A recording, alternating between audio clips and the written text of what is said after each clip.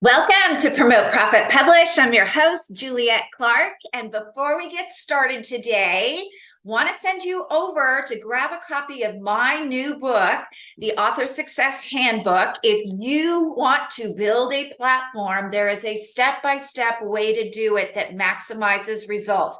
If you've tried to do this before and it's piecemeal and it doesn't make sense, and it's not working for you, chances are that you haven't done it in a way that lays the foundational tools first so that you can build upon them. So if you want to grab a copy of it, go over to authorsuccesshandbook.com and you will find it over on Amazon.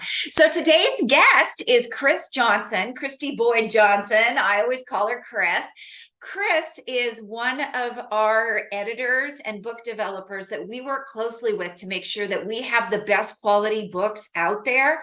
She is an award-winning children's author and has ghostwritten over 30 books for entrepreneurs over the years.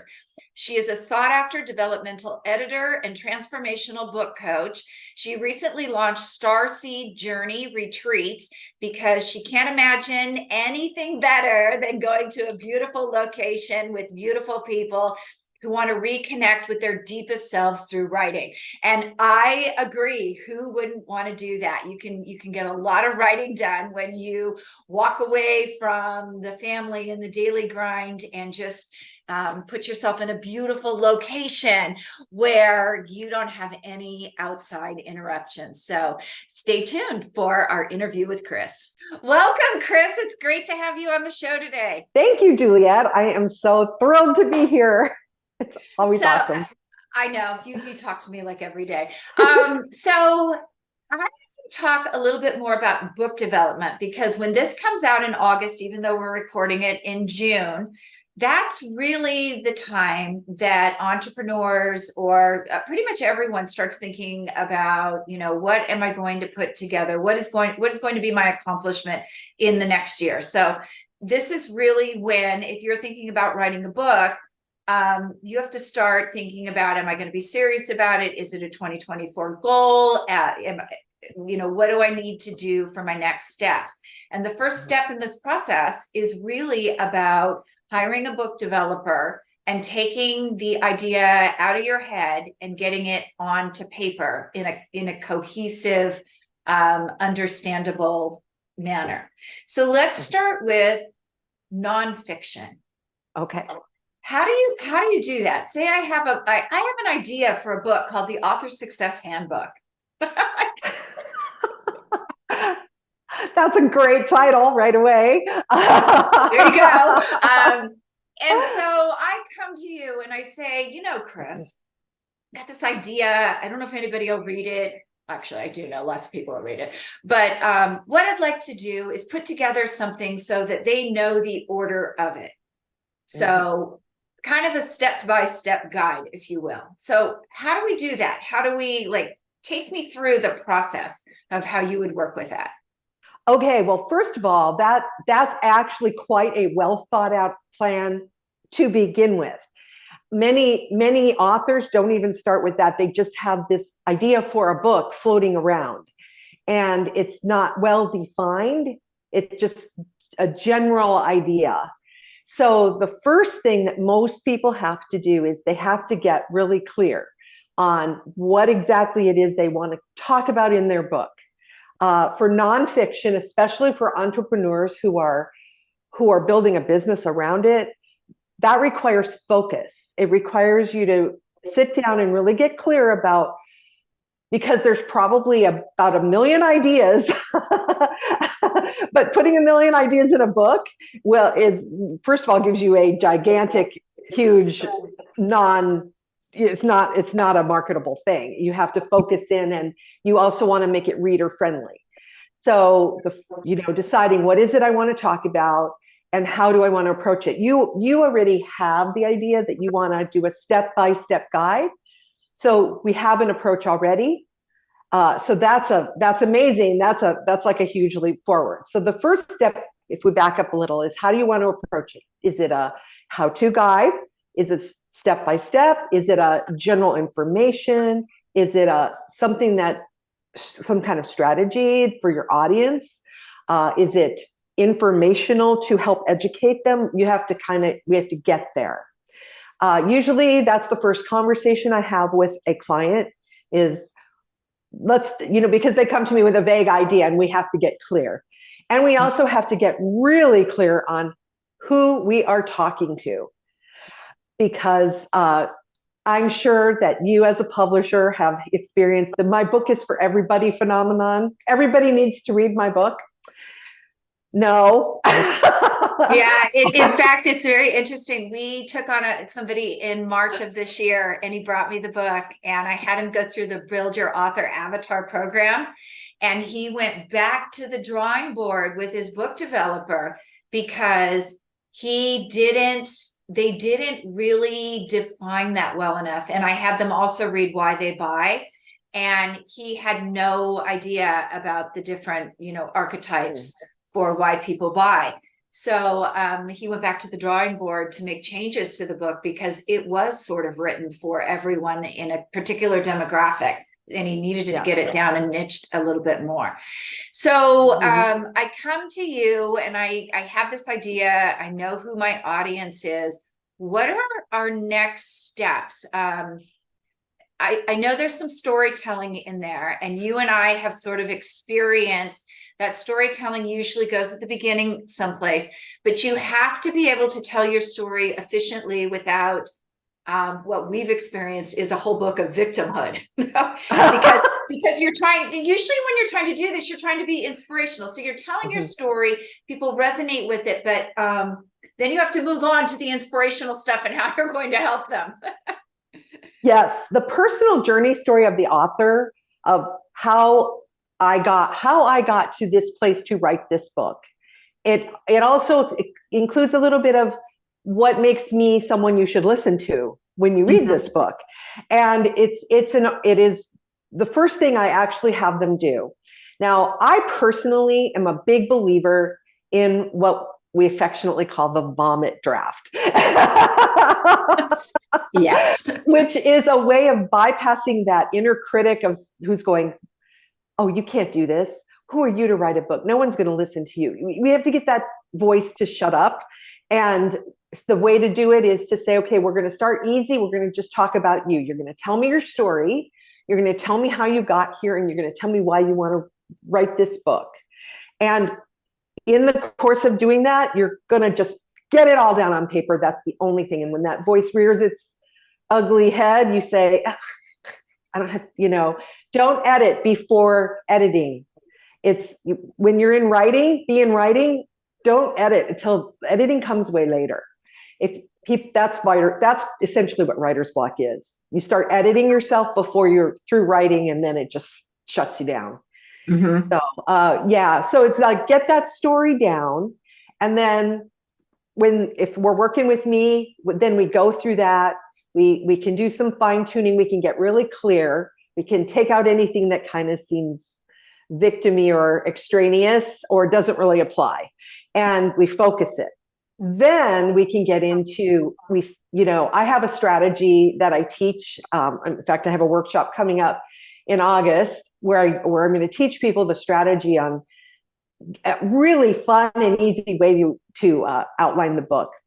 But one of those things is that you want to think about your experiences you've had in your business.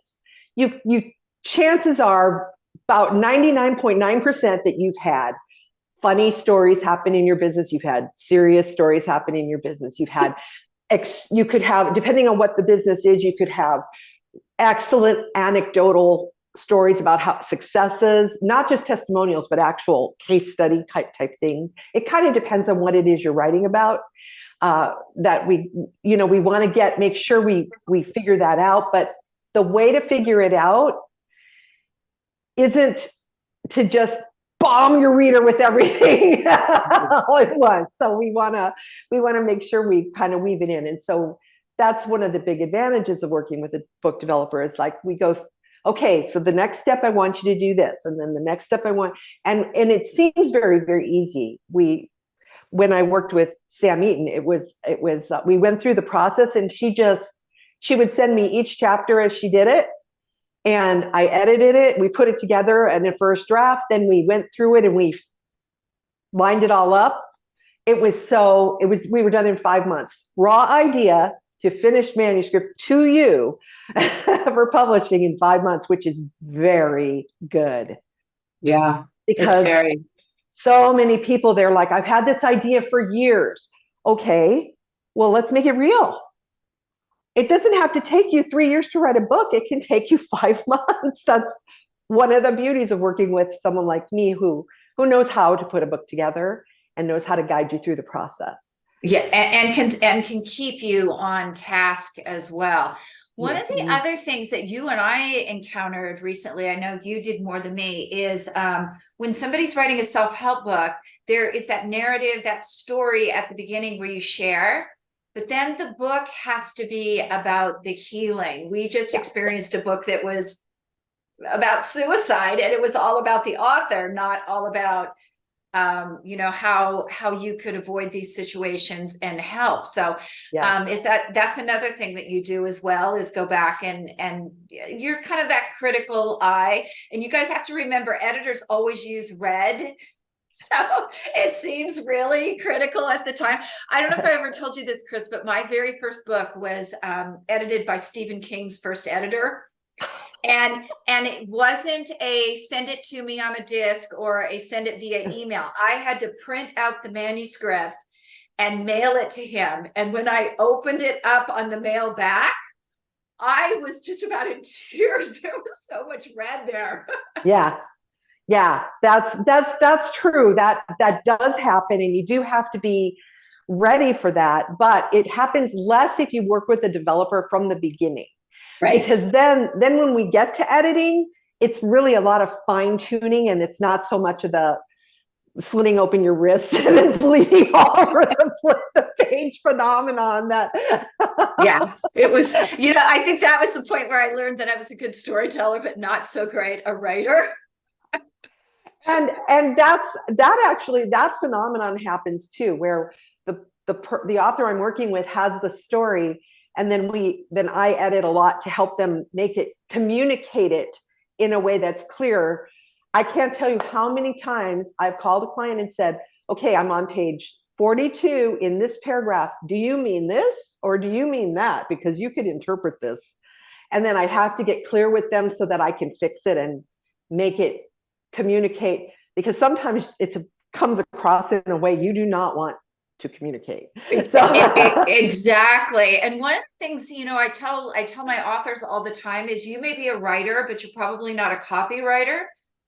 Because I'm a good storyteller, I'm a better copywriter than I am an actual writer, but I can tell a story. So, you really have to go into a deep dive about what your strengths are and what your weaknesses are here, because most of the time you're not both. No, that's true. Most of the time, yes. And there are people out there that they just want to hand the book to a ghostwriter, which is fine. That's a good option. I've ghostwritten a number of books, which I'm kind of moved away from. But the difference is that people think the ghostwriter just waves a wand and magically makes it. No, you have to work really closely with that ghostwriter, because they're not in your head, and they need to, it's harder because they have to pull the information from you in. Right. With development, you can put it down on paper, and then we can work together to finesse it and make it flow and make it read right and communicate what you want to communicate. Yeah. And ghostwriting is really hard, not only because you have to do that research, but you have to use the author's voice. If I'm the author, it's my voice. And I know Chris hates editing my books because my voice is short and sweet and to the point, and it's like, okay, this book will be 10 pages. Like, we gotta Actually, I like editing your books because you are like that. It's easier to flesh out a little bit and add some detail, especially since I know you so well, and I kind of already know what you're thinking. Oh, poor you. Yeah. You. Get out of my head.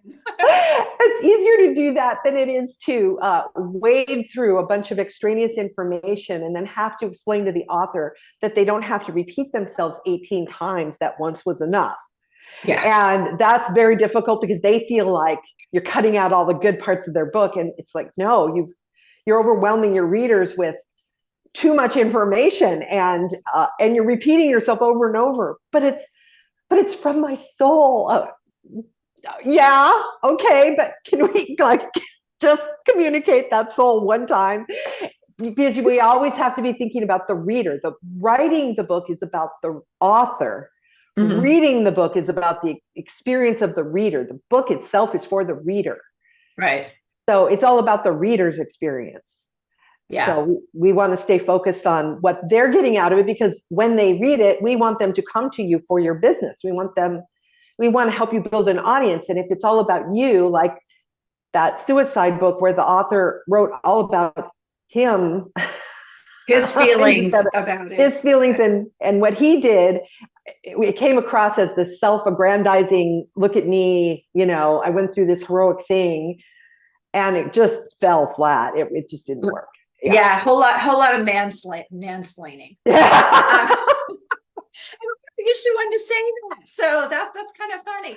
All right, so now that we've established that my books are short and sweet and I have no soul, let's move on to fiction.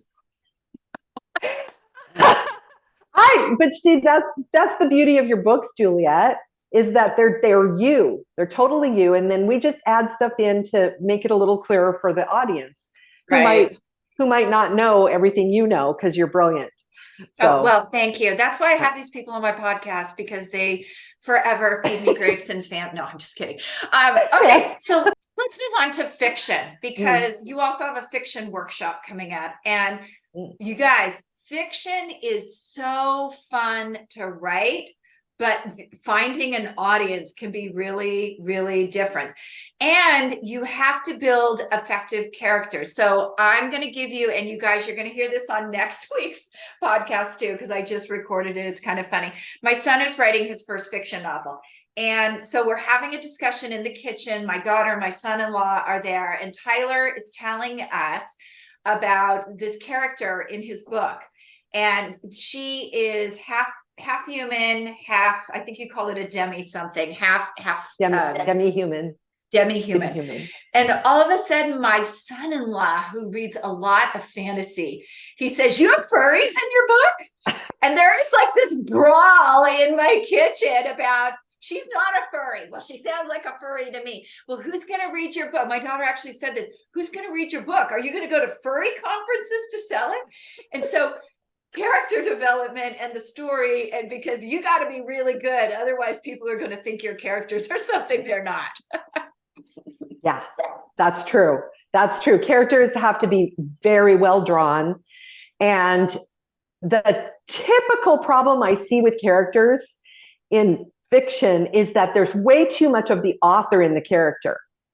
I'm currently editing a fiction book right now where the main character, it's got this juicy premise, really brilliant, and the character has this incredible gift, and it's messed her up, and she's drug seeking and doing coke to try to avoid her this gift trying to push its way through, and she's going to parties and she's having conversations and she's shopping and she's got all this money and she's searching for a historic home. And it's like, there's nothing about this gift pushing through, and there's no drug seeking in here. There's this character is beautifully rational, which is the author.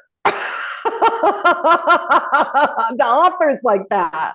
And so you're not rational when you're doing cocaine and drinking, and you're not a rational individual. Yeah, you got to be messed up, and you got to create problems and get in trouble and mess up other people's lives and have them hate you. And there has to be that's the juice of it. That's the there's got to be drama and you sinking into the abyss of addiction at the same time. Exactly. And so in the course of working with the one of the best tips I ever got about drawing a character is give them a limp and an eye patch. And what that means is a limp and an eye patch is like, what are the flaws that cause them to, I always think of it this way, cause them to have some blindness about what's going on around them, and causes them, limping is like to falter as they try to get through this journey. Mm-hmm. Sometimes you have something like in the movie Taken, the hero is a heroic figure who goes after the bad guys, and you know that that's what he is, and he doesn't really change. Right. But the characters around him are flawed. So there's the fun in that. You can do it that way, but you just have to really draw your characters, especially the two main ones, the protagonist and antagonist. Incidental characters you don't have to worry about too much, but the two main ones, they have to be an antagonist, the bad guy, the villain. You do not want them to be all bad, because it comes off flat and two-dimensional. So the best tip I can give about that is remember that your villain is a hero in his own mind. Oh, wow. Yes. So he thinks what he's doing maybe is heroic. In the book, one of the books I wrote, the villain, he's this horrible human being, but he thinks that when he goes after the main character, that he's doing something good for the world. He thinks that he's actually saving the world from these people. And so it gives him dimension. And even though you're reading probably going, guy's out of his mind, but that's okay, because you're in the story rather than reading a flat character. And that's the best. And you have to remember, most of those villains are sociopaths. So of course they think they're doing the right thing. Yeah. Sociopaths always do. So interesting. So Chris, you have 2 workshops coming up this month, and I'm actually participating in one of them because I've had a story forever that you've heard about. Everybody says that'd be a really great story, but I have not sat down and actually written it out. So I'm going to be excited to do this too. I haven't written a mystery novel in probably 15 years, because I got busy with business. So tell us about the workshops. What are they, and when are they, and how can we sign up? Okay. The first one is on August 5th. It's all via Zoom. So real easy, from 8 to 12 Central Time. And it's the nonfiction workshop. So if you're writing nonfiction and you want to, it is not going to be me talking at you. It is going to be us working together to get you putting that book down on paper, using my strategy to prep your book, so that when you walk away from that workshop, 4-hour workshop, you've got a solid outline to start working from. And it's $47. So I wanted to do something really easy for people to just get them to commit to themselves, to kind of start that process with support from someone who knows what they're doing and I want to help people. It's not going to be me talking at people. So, and then the fiction one is August 19th. Both are Saturdays, incidentally. Also on Zoom from 8 to 12 Central. That one's a little different, because the way you outline a fiction book fiction is a completely different thing. So what we're going to do in that is you're going to go through the structure of, it's called the narrative structure of your story. And we're going to make sure that those 2 main characters are, although I will say sometimes the antagonist is nature. Like if it's a man versus nature, like survival story or something, the nature is the antagonist, but that's okay. It doesn't really matter. We're going to build out that structure, because once you have, it's like a blueprint. You can create the blueprint any way you want to, but you have to have that structure in place. You can't put a ceiling on before you have walls up. So that's what most fiction writers falter, because they get all excited and they start writing and then they go, I don't know where to go from here. Right. That's because of the structure. You got to have the narrative structure built out first. Then you can do pretty much whatever you want within the structure. Yeah. So we're going to do that. And again, not me talking at you. You bring your stuff, and we're going to work on it there. We're going to go through the process, and you're going to work on it. So you leave there with something real to start with, to get you started. And also $47, and hopefully a lot of fun. I am not really a serious person, so no, she has a good sense of humor. She is a serious person. I'm not a really serious person. That's true. I guess I've just my personality is more, I have a lighter personality. I'm not a person. Yeah, exactly. So that one too, where's the website? Because I want to add something to what you just said about fiction. The website is crushyourexpertbook.com. And both of the workshops are there. It's very easy, and you'll get an email link. You'll get an email back with all the information and the Zoom link and everything. Fantastic. Yeah. So here's something fun. I just want to mention that my son, who's been working with Chris for quite a while on this book, he went out the door with a 234,000 word book that we really had to pare down in order to be able to publish it. But we took those, so you can do this too. This workshop, this fiction workshop, we took Tyler's book over to Fiverr and gave a guy over there that uses AI descriptions of the characters, and he created the most beautiful character images for us to use as the writing process. So this is something you can do too, and put them on your wall and be inspired as you write the book. Because there are a lot of people over on Fiverr who do AI and create this kind of stuff now. So if you're going to do Chris's workshop, definitely take that next step, and I'll try to get her some links if she wants to recommend some of those people to them on it. So another great tip to go with those pictures is just get a 3x5 card and put their character traits. Like, can I say the character's name in Tyler's book? Sure. It's Zenobia. Zenobia, yeah. It's demi-human, what she looks like, her personality characteristics, what her struggles are, what her flaws are, and stick them up right under the picture. Yeah, exactly. Yeah. And you have to have that anyway for the people to create, because when we got the first Zenobia back, Tyler was literally like, I love the coat. The character's a little bit too sexy. So, you're gonna kind of go back and forth and tweak from there as well. So you really need those 3x5 cards before you go over and have those people that they created over there. So Chris, thank you for appearing on the show, and I'll probably talk to you later today, because I always talk to you. Yeah, I'll be waiting for your call. Thank you so much for having me, Juliet, and I'm looking forward to doing the workshops and meeting some really awesome authors. Great. Yeah.